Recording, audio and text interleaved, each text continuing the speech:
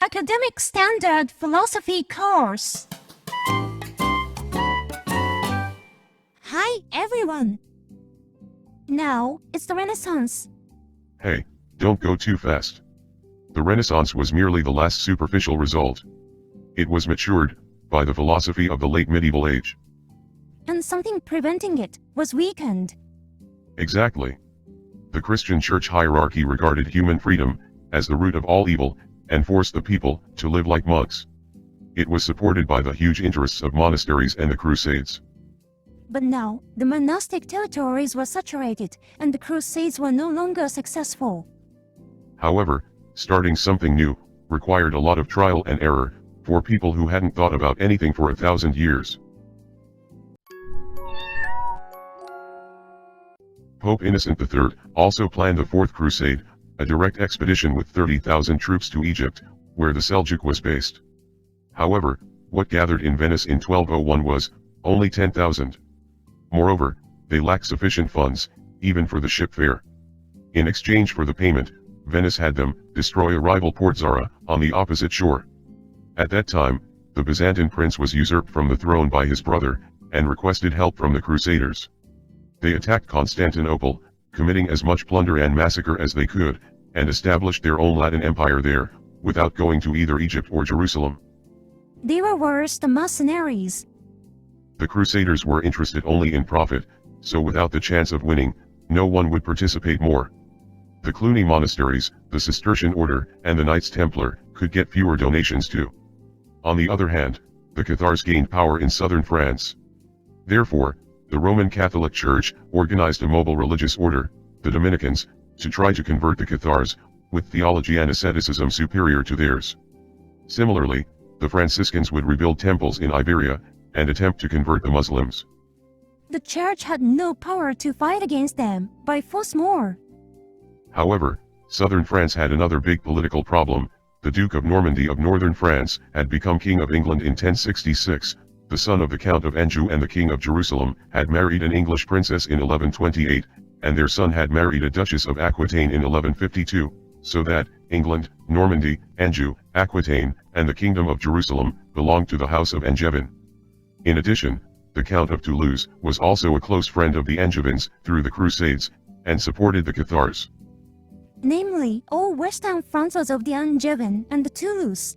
Along with the Knights Templar, they were getting the profits from the Levant trade. When the papal legate was assassinated in 1208, the Pope at last called for the Albigensian Crusade.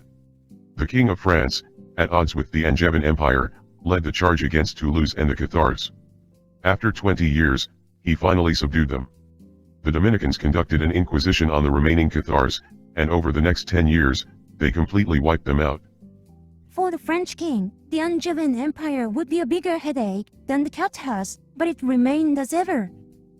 In Afghanistan, the Turkic Mamluks Ghaznavids were replaced by the Afghan Ghurids, and again by the Turkic Mamluks Khwarezms. They expanded to Iran and Central Asia. However, when they brutally murdered 400 Mongolian commercial envoys in 1216, Genghis Khan rushed and conquered them.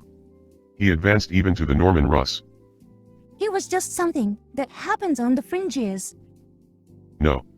Although Genghis Khan died in 1227, he left a will, ordering his 3 brothers and 3 sons to continue to conquer the West. So, the Mongolian Empire reached Poland in 1240. The Pope hastily redirected the Crusaders north, but they were no match for the Mongolians approaching Vienna. Nevertheless, the Mongolians suddenly retreated, because their second emperor died, and the inheritance dispute arose among them. Defeats by Saladin in Jerusalem and the Mongolians in Poland made it clear that Europe was intellectually behind. So, instead of the ancient liberal arts and the dogmatic monastic schools, universities such as Paris and Oxford, regarding the realist Anselm as their founder, newly developed scholasticism, expanding knowledge through dialectical reasoning. European hairy barbarians were outdone by Islam and the Orient in intelligence. Albertus Magnus of the Dominican order actively sought to adopt Aristotelian philosophy and advanced science from the Islamic world. On the contrary, Bonaventure of the Franciscan order insisted on Neoplatonic mysticism, and tried to break through the situation by grasping directly the universal before things, that is, the ideas in God. The Dominicans aimed to overcome the captors of southern France with the new philosophy, while the Franciscans were trying to convert Muslims of Iberia and couldn't tolerate learning from Muslims. A Dominican disciple of Albertus Magnus, Thomas Aquinas, acknowledging the need for Aristotelian philosophy, felt the modern rational commentary on Aristotle, by the Iberian Muslim Averroes, as known as Ibn Rushd, descended as dangerous to faith. He therefore argued that, scala naturae or causal hierarchy, does not reach the human soul, and that, philosophy is merely the handmaiden of theology, and compiled a Christian ethics, to return to God, that differed from Aristotle's one, in the Summa Theologica. I hear that, when the overview is compiled, the study is over. On the other hand, Ramon Lull of Iberia, influenced by the Jewish metaphysics of Kabbalah and Islamic astrology, sought the Ars Magna, a triple ternary system, encompassing the metaphysics of God. First, he established God, as 9 principles: goodness, greatness, eternity, power, wisdom, will, virtue, truth, and glory. And placed 9 relationships between them: difference, agreement, contradiction, beginning, halfway, and superiority, equality, and inferiority. Furthermore, he considered 3 aspects of each of these: agent, passive, and action. Systematic, but it seems a typical example of vain speculation. The Sultan of the Kurdish Ayyubids died in 1249, and the Turkic Mamluks took over Egypt. Already, the Turkic Seljuks had been divided into several tribes, and the Mongolian Empire conquered Baghdad in 1258.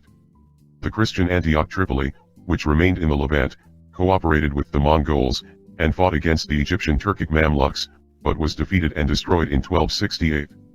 The Christians were finally expelled from the Levant in 1291. In the end, the Eastern Christian colonies did not last long.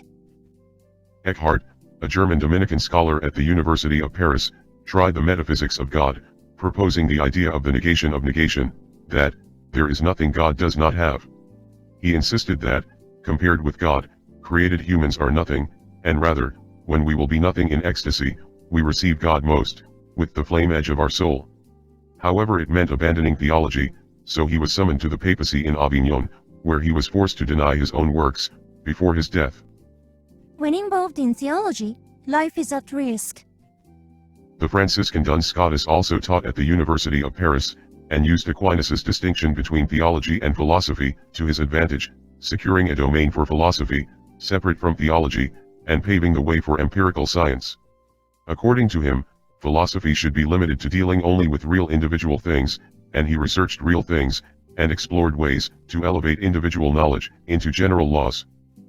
Duns Scotus, or Dull Scotsman, was the nickname that the Dominicans marked him for not studying theology. However, he was wiser than those who indulged in empty theology. With one hypothesis after another, scholasticism expanded abnormally through dialectical reasoning.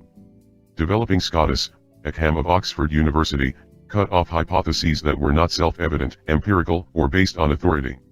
The principle was called Eckham's razor, to cut Plato's beard. He said that universals are merely symbols for speculation unrelated to reality, and the fewer the better, rejecting cumbersome erudition, and improving the prospects of rationalism.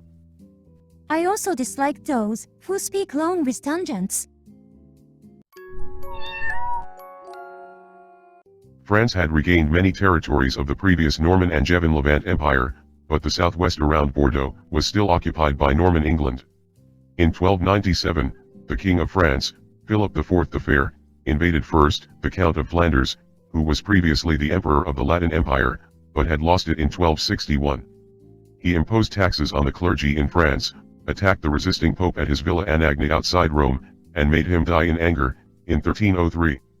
In addition, Philip IV executed the Knights Templar, for heresy, who were the Pope's agents and the previous Angevins' companions, and forcibly relocated the papacy to the south of France.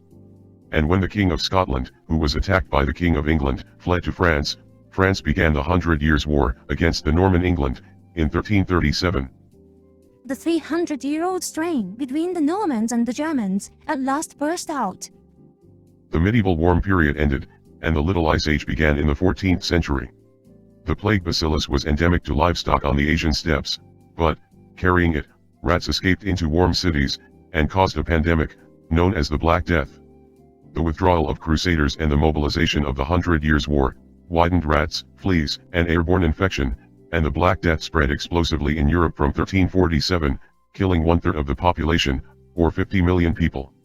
Oxford's Occam also died of the plague. Globalization is not all good. The church could do nothing with the plague. On the contrary, it spread the plague by gathering the people to the masses. Not only the people and the poor, but also the kings and knights were infected. Seeing the powerless faith and authority, people imagined the dance of death, in which the Grim Reaper dances and takes people away, and expressed this in paintings and music. People referred to the phrase memento mori, which means to remember death. Like theology, prayer was useless and meaningless against the plague. Disillusioned with both politics and religion, a clergyman's secretary in Avignon, Petrarch, devoted himself to writing love poems for his beloved. Imitating the Islamic tales of the 1001 Nights, his Florentine friend, Boccaccio wrote the Decameron, a story in which, avoiding the plague, 10 people in a suburban villa told 100 episodes over 10 nights. Although it was a secular novel with eroticism and humor, it asked about fate and virtue philosophically. Chatting to pass the time sometimes speaks the truth. After defeating the Crusaders and the Mongolians, the Muslims regained a sense of unity. Moroccan Ibn Battuta made the pilgrimage to Mecca, and traveled further to Africa, Central Asia, and as far as China. He compiled the vast knowledge he gained, in his book, The Reef Law, namely, travel. Ibn Khaldun of North Africa, lost both his parents to the plague, and served in various courts. But to avoid political strife, he retreated to a fortified city in the interior of Algeria, in 1374, and organized sociological history, the Kitab al-Ibar, namely, a book of lessons. Here, he showed the process, where economics divides labor and classes, destroying social cohesion, and leading to being conquered by barbarians. After that, he served as a professor at Cairo University. These were whole summaries of Islamic geography and history. Their appearance might signal the end of the Islamic Golden Age. In 1376, while the French king was busy with the 100 Years' War, the Pope returned to Rome from Avignon, without leave. Thus, 2 popes stood in Rome and Avignon, as the Western Schism, and divided Europe into 2 camps. In addition, the next French king, Charles VI, was mentally ill. As a result, conflict arose between the king's uncle, the Duke of Burgundy, and the king's brother, the Duke of Orleans, with the former allied with England, sparking civil war.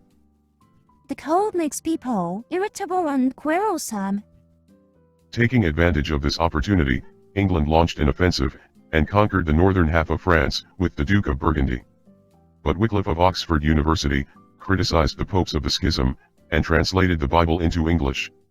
In addition, the heavy taxes for the 100 Years' War led to the large-scale peasants' revolt. Since the sister of the King of Bohemia was the Queen of England, Wycliffe's criticism and the peasants' revolt led to Jan Hus and his followers, the Hussites, in Bohemia.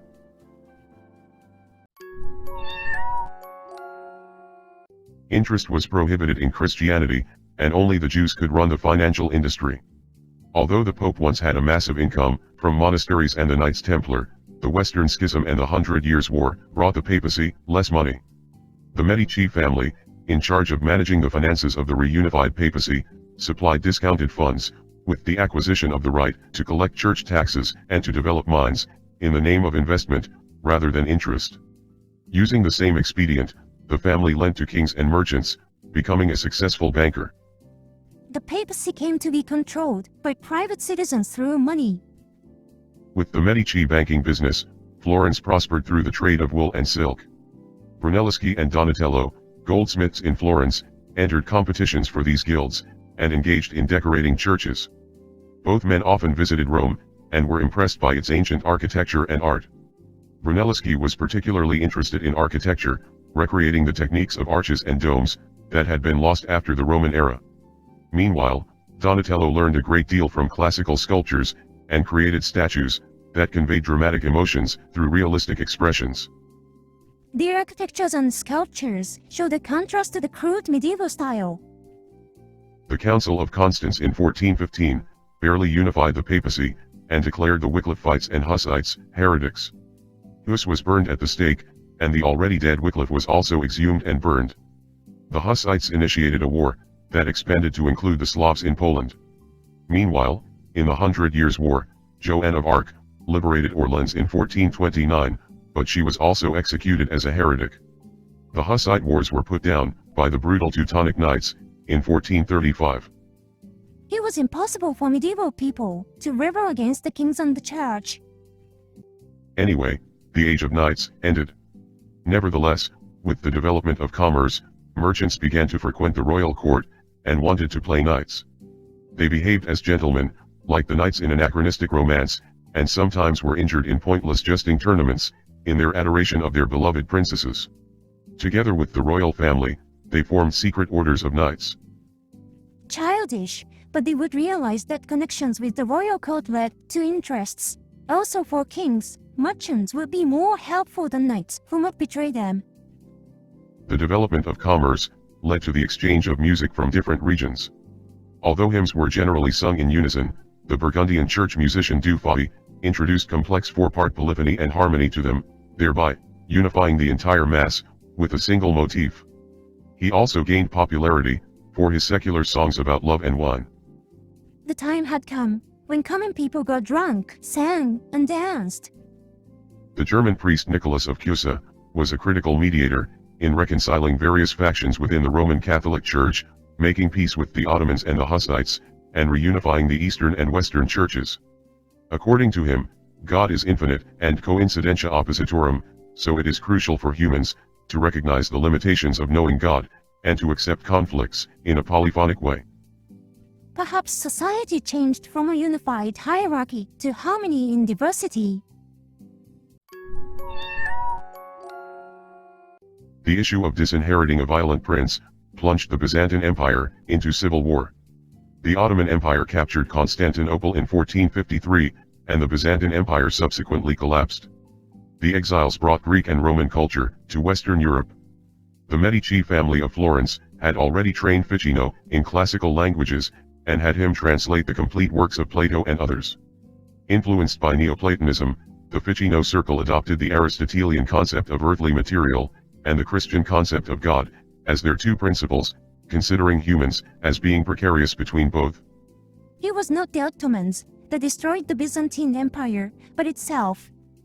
Milan prospered under the Visconti family through the manufacture of wool and weapons, and with marriage to the Visconti's daughter, the mercenary captain Sforza inherited Milan in 1450. The Sforza family promoted culture, inviting the painter Bramante, and entrusting him with even the architecture. Meanwhile, in Florence under the Medici, Botticelli was influenced by the Ficino circle, and developed allegorical paintings. To depict the ambiguity between the idea of virtue and the earthly body, he preferred to paint Greek and Roman gods, rather than Christian saints. Da Vinci, also of Florence, was a versatile genius, who excelled not only in painting, but also in music, natural science, and engineering. He served the Sforza family in Milan from 1482, and was entrusted not only with religious works such as the Last Supper, but also with sculpture, architecture, and even event direction. It was an artistic contest between the Sforzas of Milan and the Medicis of Florence. Believing in Augustine, who recognized human freedom as the root cause of all evil, and in Thomas Aquinas, who established anachronistic Christian ethics, the Dominican abbot of Florence, Savonarola, fiercely criticized Florence for its decadence, and predicted that a king would come to liberate them. When France invaded there in 1494, he got enthusiastic support from the people, drove out the Medici family, and established a self-righteous theocracy. He forced people into an ascetic life, and burned luxury goods and works of art in the square. Admiring Savonarola, Botticelli devoted himself to religious painting. As was the case with the Catars, sometimes a religious clean freak appears and leads people to a mad purge. Florence lost its glamorous culture and arts, and this decline also affected its economy. Angry at Savonarola's criticism against the church, the Pope excommunicated him, and the Franciscans asked him to undergo the trial by fire. A true prophet should be able to walk on fire, but the trial was cancelled due to rain. The people dragged out Savonarola and burned him at the stake. Later, the Medici family returned to Florence, but the prosperity never recovered. I wonder whether he was a medieval ghost or modern pioneer. In the end, those who purge others will eventually be purged themselves. Thus, the medieval age had gone with him.